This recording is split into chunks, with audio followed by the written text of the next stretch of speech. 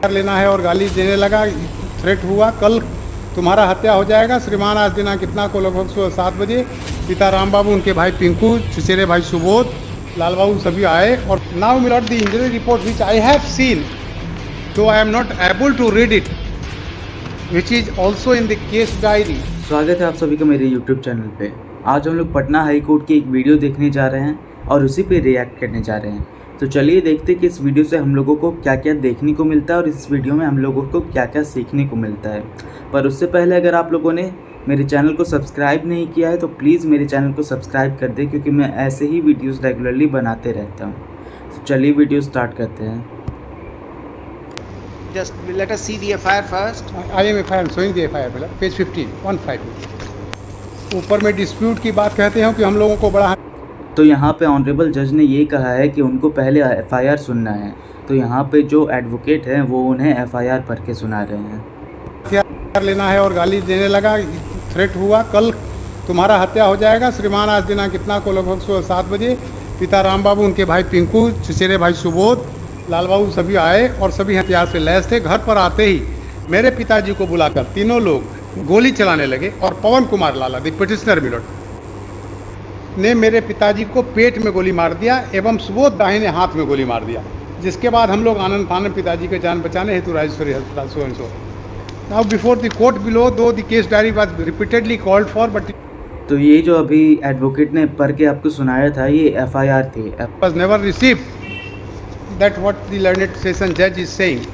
Now my lord, the injury report which I have seen, though I am not able to read it, which is also in the case diary, there is no to me it appears injury report last पे होगा, हुजूर देखेंगे।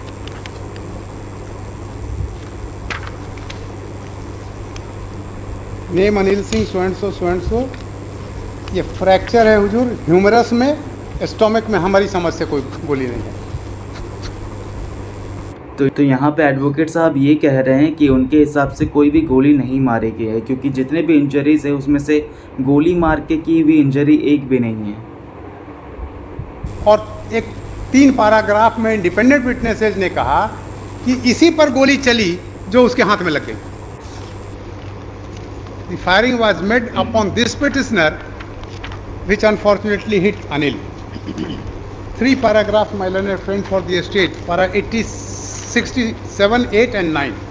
I am reading one paragraph only, that will do me. 67 में हुजूर देखेंगे उसी page के bottom में, अनिल सिंह के साथ पवन कुमार उर्फ लाला के बीच पूर्व विवाद को लेकर मारपीट हो रहा था। इसी बीच किसी पवन कुमार उर्फ लाला पर गोली चला दिया तथा अनिल सिंह के हाथ में गोली लग गई। फिर दूसरा विटनेस भी यही बोलता है। और अभी जो है एडवोकेट साहब विटनेसेस जो थे उनके स्टेटमेंट्स को पढ़ के सुना रहे हैं और उन स्टेटमेंट से FIR को रॉन्ग प्रूफ करना चाह रहे हैं।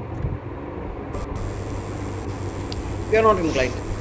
Heard Mr. Ramakant Sharma learned senior. Stomach में नहीं है हुजूर, हाँ? गोली नहीं है स्टमक में, गोली है गनशॉट इंजरी है और तो हाथ में है हुजूर, पेट में जो एलिगेशन है कि पेट में मारा और दूसरे सुबोध की गोली ये हाथ में लगी। तो यहाँ पे एलिगेशन ये था FIR में कि पेट में गोली मारा गया, पर पेट में गोली नहीं, हाथ में गोली की इंजरी है। तो वही जज साहब कह रहे गोली भले ही पेट में ना मारी गई हो लेकिन हाथ में मारी गई, पर गन का यूज़ तो किया गया है ना।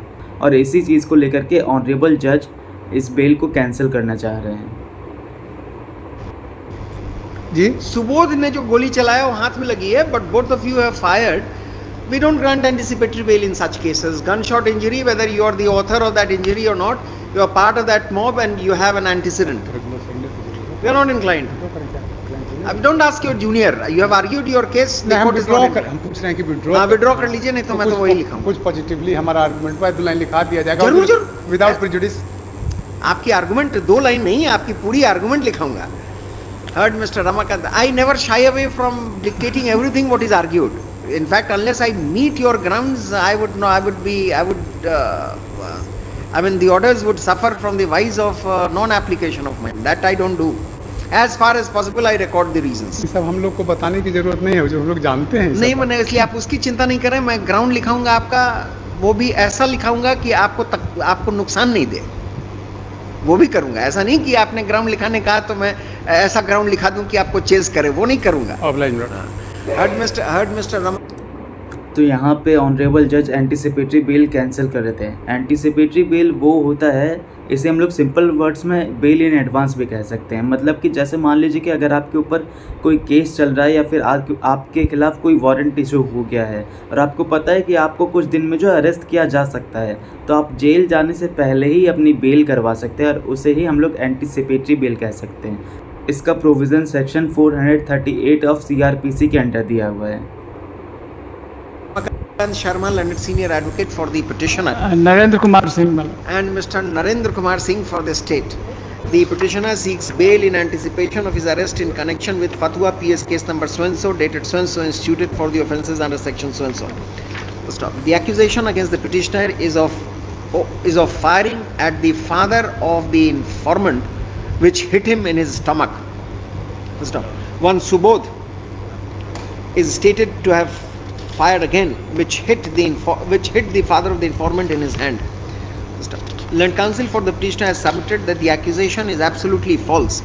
In fact, independent witnesses have stated before the investigator that in a clash between two groups, firing was resorted to, which led to injuries on the person of the petitioner himself. The case diary was not produced before the court below when the petition was rejected.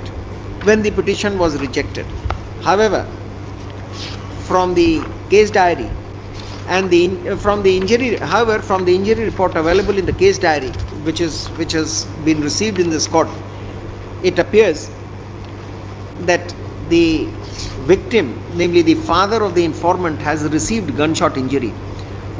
There appears to be some doubt whether the victim has received gunshot injury in his stomach, which is squarely attributable to the petitioner.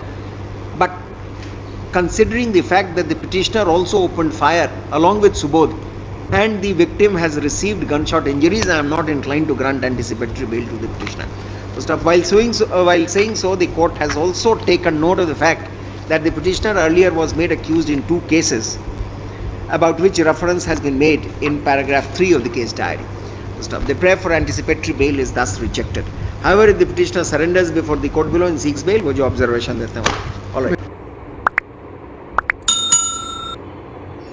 तो यहाँ पे अपनी video ख़त्म होती है। तो last में जो जज साहब जजमेंट सुना रहे थे उसमें उन्होंने साफ साफ कह दिया कि उनकी एंटीसिपेटरी बेल जो है वो रिजेक्ट हो जाती है। तो चलिए देखते हैं कि इस वीडियो से हम लोगों को क्या क्या सीखने को मिलता है। सबसे पहली बात जो हम लोगों को इस वीडियो से सीखने को मिलती है कि जब आपको लगे कि आपके क्लाइंट को एंटीसिपेटरी बेल नहीं मिल सकती है, तो बिना मतलब का उसके ऊपर आर्ग्यूमेंट पे आर्ग्यूमेंट करके कोई फ़ायदा नहीं होता है। उस बेल को जो है, उस बेल एप्लीकेशन को विड्रॉ करने में ही फ़ायदा है। और दूसरी बात ये कि ये जो एडवोकेट थे उनके अंदर कॉन्फिडेंस बहुत ज़्यादा ही अच्छा था। मतलब कि उनके अगेंस्ट में जजमेंट आया था, जज साहब ने उनके अगेंस्ट में जजमेंट दी थी, लेकिन फिर भी उनका कॉन्फिडेंस जो है टस से मस नहीं हुआ। वो बहुत ही अच्छे तरीके से आर्ग्यूमेंट किए थे और बहुत ही अच्छी आर्ग्यूमेंट थी उनकी और बहुत ही अच्छी रिसर्च भी थी। तो मैं उम्मीद करता हूँ कि आप लोगों को इस वीडियो से बहुत कुछ सीखने को मिला होगा। अगर आप लोगों को बहुत कुछ सीखने को मिला है तो प्लीज़ मेरे वीडियो को लाइक कर दें और कमेंट करके ज़रूर बताएं। Thank you.